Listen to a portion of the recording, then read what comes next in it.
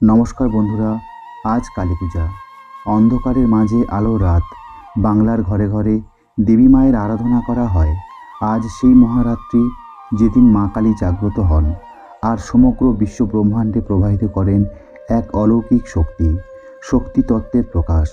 মা কালী তিনি শুধু দেবী নন, তিনি সময়ের রূপ, তিনি চেতনার জাগরণ।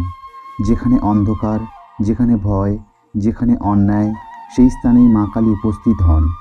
ভয়ঙ্কর রূপে আসেন, কিন্তু উদ্দেশ্য একটাই, অশুভের বিনাশ, শুভের জাগরণ। এই কালী পূজার রাতে মানুষ প্রদীপ জ্বালায়, ধূপ জ্বালায়, কিন্তু আসল জাগরণ ঘটে ভেতরে। যখন মানুষ নিজের মন থেকে অন্ধকার, ভয় আর অহংকার দূর করে, তখনই মা কালী সেই অন্তরে জাগ্রত হন। শাস্ত্রে বলা আছে, যখন পৃথিবীতে অন্যায়, মিথ্যা ও লোভ বেড়ে যায়, যখন মানুষের অন্তরে হারিয়ে যায় করুণা ও সত্য, তখন মা কালী মহারাত্রির এই সময়ে জাগ্রত হন, নিয়ে আসেন ধ্বংসের মধ্যে দিয়ে নবসৃষ্টির বার্তা। এই কারণেই কালী পূজার রাতকে বলা হয় মুক্তির রাত্রি। কারণ সেই রাত্রে যে ভক্ত মন থেকে প্রার্থনা করে, সে নিজের জীবনের অন্ধকারকে আলোর পথে নিয়ে যেতে পারে।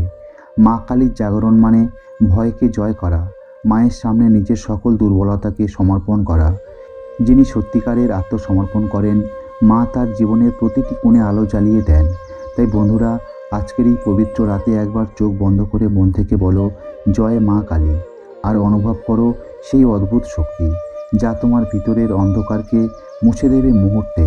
মা কালী আজও জাগ্রত, তুমি শুধু ডাক দাও, তোমার অন্তরের আলোয় তিনি প্রকাশিত হবেন। জয় মা কালী।